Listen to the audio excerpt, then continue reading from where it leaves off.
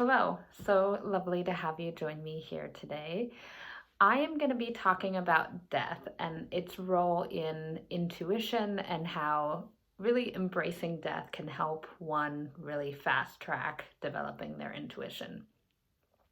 So, in this video, I'm going to share 5 different ways that death can be a teacher and guide to us, and how that really helps develop one's intuitive stance to bring in intuition and to really have greater awareness and just openness, expansion, connection with that which is spiritual, and how that can really help one in their life. So, this issue is really near and dear to my heart. I lost my father about a year and a half ago and have really been on a grieving journey, as well as I am collaborating with a friend in putting on grief ceremonies, looking at the grief that people are encountering with COVID and the losses and shifts, and how to process and embrace those changes and really unlock a more full life, given our really radical changes that all of us have been experiencing in the last 8 or 9 months. So I'm just going to walk through 5 different elements and kind of ways that death can be a teacher, and with our intuition and connecting with spirituality. So the first one is that without even realizing it, we very much, a lot of us, live our lives bracing against. We are trying to control our environment, our life, kind of project manage everything and have it just kind of go along a certain rhythm or means that we feel that will lead to a perfect path and that is controllable and manageable. And really, to have an intuitive stance, to really gain access to that clear knowing and deep insight that is present from within, it's so important that we be open. So, with death, things always, everything is going to pass away, everything is going to die. We very much live in a world where there's death and rebirth, and so really we cannot brace against what is happening in our lives, nor brace against the concept that at some point our friends and loved ones, even ourselves, are going to pass. So really allowing one to really take that in and come to a certain stability that death is a commonplace and something that is going to happen, can help one internally really open up. The second one is that we kind of connected to the first element, is that we very much live our lives with our ego kind of front and center. That's at least, the American lifestyle of going out and being a hero in one's life, and having a very successful, abundant life where you accrue a lot of wealth and abundance. And this is not as easily attainable now. Our lives are expensive, and a lot of people, we have not had salary increases, and so and cost of living has gone up, so we have a lot of pressure. And our ego can really want to dominate and control and direct and lead, and yet to really gain access to spirit, one has to connect with something greater.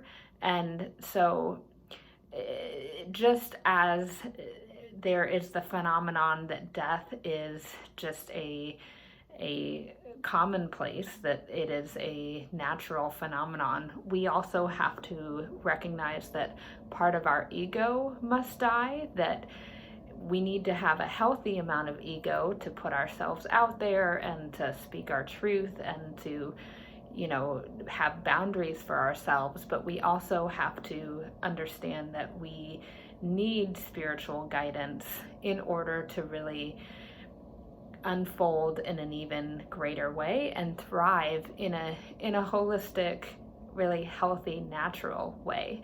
So death teaches us to really open up, and the second point of connecting to something greater and larger than oneself.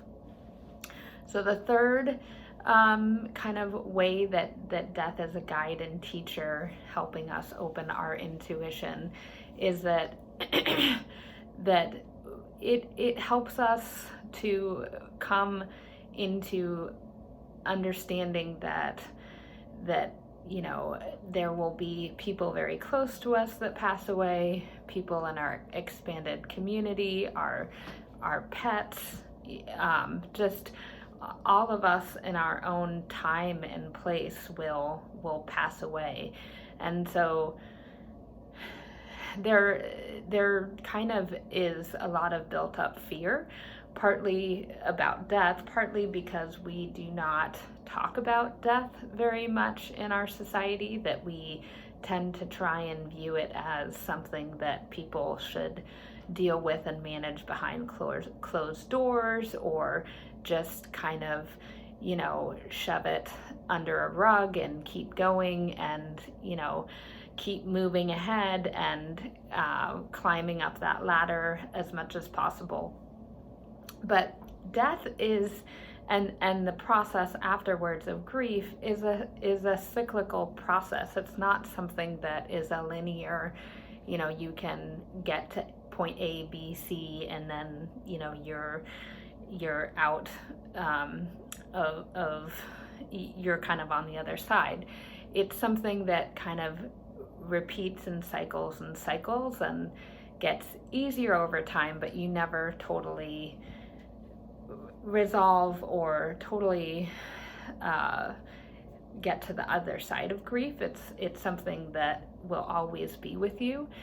So allowing yourself to embrace that, to allow that to be a part of you, and to see that actually colors you and gives you depth, that dimension of grief that you have been through.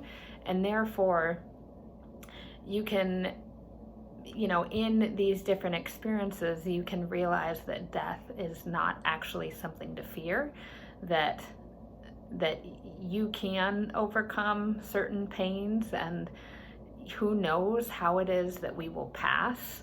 So having the ability to just let your fear diminish and let it calm from within, that also is a helpful stance in terms of being able to be open and not come from this place of fear that really can kind of get our instinctual self going and get in the way of really being able to communicate with your inner intuition, that inner wisdom.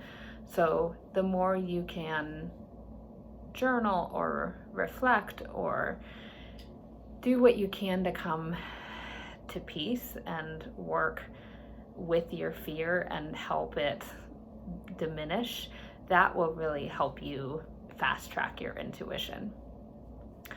So the fourth thing that I want to talk about that really relates to all that I've already mentioned is that because death happens to all of us in our different ways, and not only is there physical death, but we also have the end and closure of a project, or living in a certain place, or certain friendships will kind of have their kind of ending. And we are constantly going through this death and rebirth process. It's part of the amazingness of life is to have this diversity of experiences.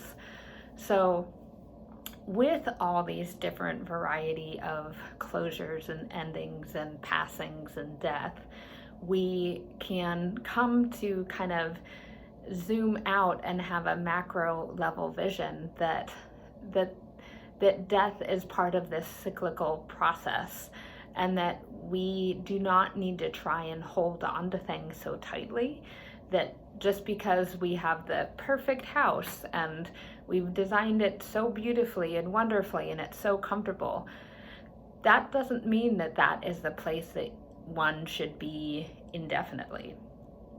We are all in a major, states of transitions in many different realms in our life.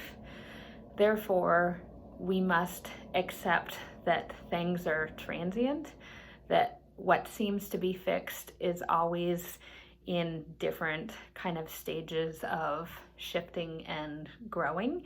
And so if we can open up and allow that to be, we can let go of the attachment to what is there within our lives and allow spirit to help guide us.